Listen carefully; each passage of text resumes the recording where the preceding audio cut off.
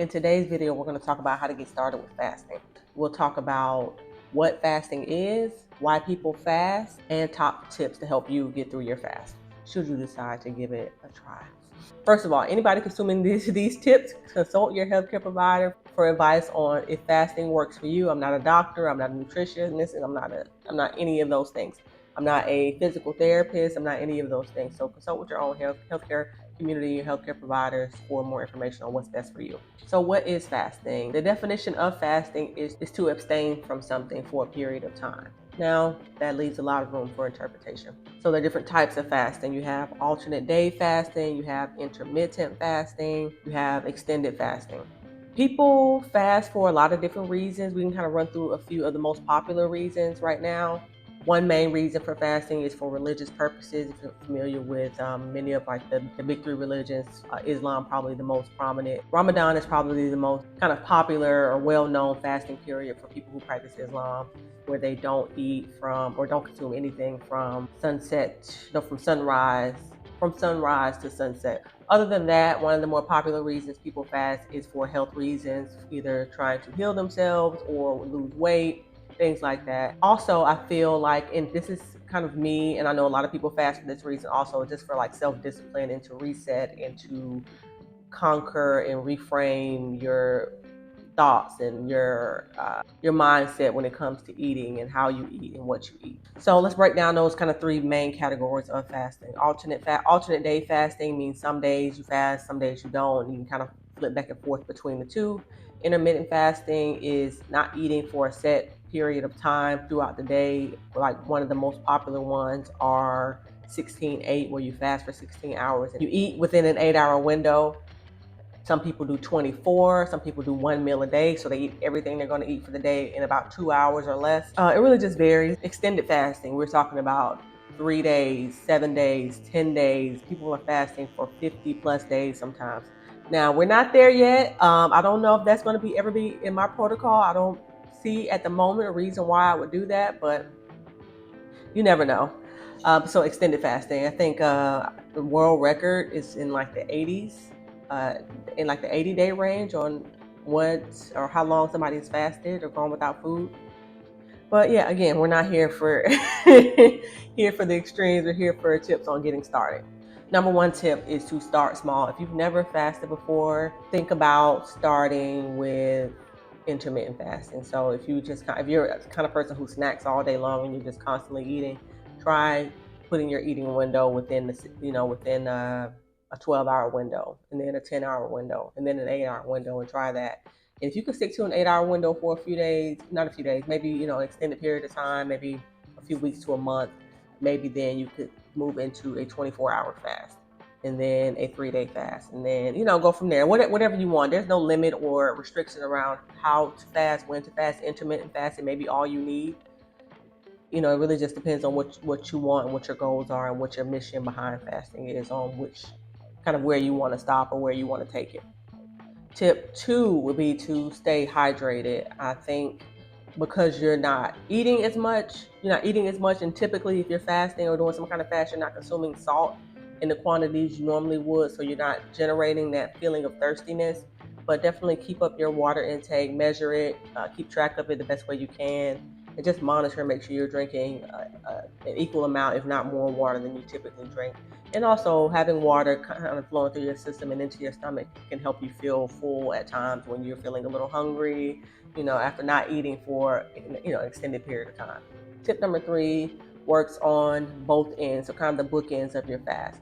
You want to move into the fast in coming off of a reasonable diet. You don't want to have, like, I know a lot of people say, well, I'm starting my fast tomorrow, let me go ahead and get this Big Mac super meal, double cheeseburger, pizza. Like, you really go crazy because you're about to restrict yourself, but you want to kind of ease your body into it. So have some whole foods, have some greens, have some fruits and veggies and that kind of thing. I'll say the 24 hours leading into a fast, and the same thing on the other end. You get so like desperate and hungry coming out of, say, a 3-day fast or a 7-day fast, 7 weeks, a 7-day fast, that you want, like, okay, I can't wait till this fast is over. I'm going to have this, I'm going to have that. Ease out as well. Maybe, give yourself another 24 hours to, reacclimate to eating food, because from experience, doing that, your stomach is not going to be prepared. Your stomach is not going to be prepared for, indulging in a bunch of heavy kind of rich foods essentially right after not having anything for several days. It needs to kind of work its way back up to, your regular diet if that's what you're going for. Tip number 4 is to listen to your body. Again, consult your healthcare providers to see if this is something that can work for you. Fasting is not safe for everybody. With that being said, listen to your body. Starting out not having any calories coming in, you can get a little lightheaded, you can feel a little dizzy, weak, tired, all those kind of feelings. So just be very careful and pay attention to how you're feeling, and if it's something to be concerned about, or it's just something, or just getting a little tough because it's something you haven't done before. There's a difference. If you feel like you need medical attention or you need to eat, definitely put your health first. This fasting, you can give it another try, maybe try something different next time. But if you're ever feeling like you can't physically handle it or it's physically doing harm to you, please do what's best for your health. On the other hand, tip number 5, I think this is, I'm losing track. If you're feeling, up to it, take on some light activity, go for a walk, get some fresh air, some stretching, do some light yoga. No, I don't recommend anything too strenuous, especially if you're getting started. This is your first fast or your second fast. Definitely keep the activity light. Again, go for a casual, like very slow walk around the neighborhood to the park if you can. Just kind of keep things moving. Your digestion isn't going to be receiving the input to keep digesting the food. So I think movement helps keep those systems kind of going, so you can keep things moving along. Next tip would be to prioritize sleep. Odds are, if this is your first fast, you're going to be a little tired anyway, just because you're not having the sugar and the carbs coming in like you normally would. So you're going to be a little more tired, but definitely prioritize sleep if you're doing this over a few days, especially. Go to sleep early if you can, sleep in a little bit if you can. This is a regenerative time for your body, so it's important to give it that restful sleep overnight so it can go through those healing processes and go through everything. Give it time really to do what it needs to do. Next tip would be to keep busy. Find something to do.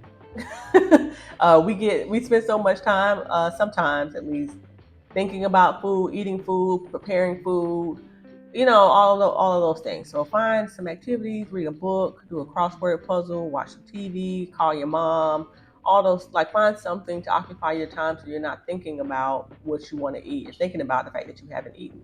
You need to, like, kind of distract yourself. And maybe if you don't want to do that, if you want to, like, lock in and focus on the fast, that's also great.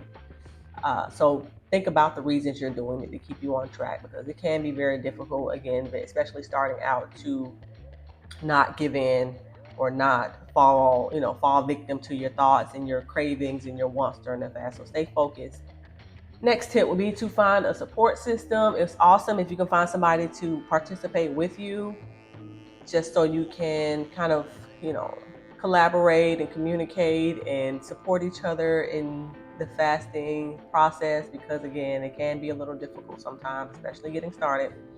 So if you can find someone else to help you along the way, or if they're not going to do the fast, they can at least, they can be your kind of accountability person, or a person you reach out to when you're having a hard moment. Say, hey, sis, I'm really, really struggling right now. It's dinner time normally. My stomach is growling. I really need some positive words of encouragement to help me keep going through this. I'm really struggling right now. Just having somebody that's on your team that you've given the heads up that you'll need to that you may need to lean on them for support.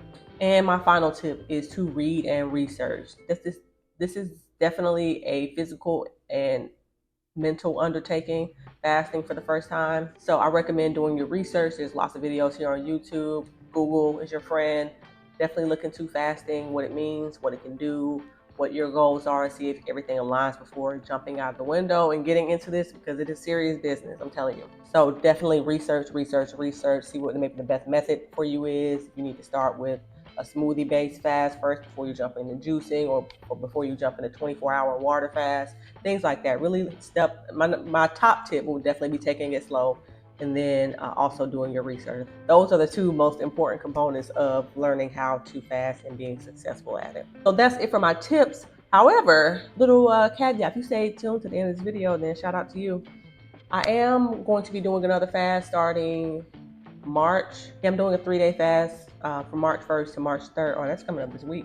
1st to the 3rd. I think this video will be out before, or I'll be done with the fast by the time this video premieres. But I would like to form a little community around doing a fast on the first of every month. So for April, if you guys are interested in, again, forming a little community, we can set that up and get that going so we can support each other during the 3-day fast from April 1st to April 3rd. So leave a comment below. Let me know if you're interested, and if there's enough, going on there, then we can get that going. More details to come. I hope you enjoyed this video. Stay tuned, like and subscribe. We're getting things going. I'm excited. So if you're interested in fasting, you have any other questions or things I didn't maybe touch on in this video, leave a comment below. But if not, thank you for watching, and I'll see you next time. Bye.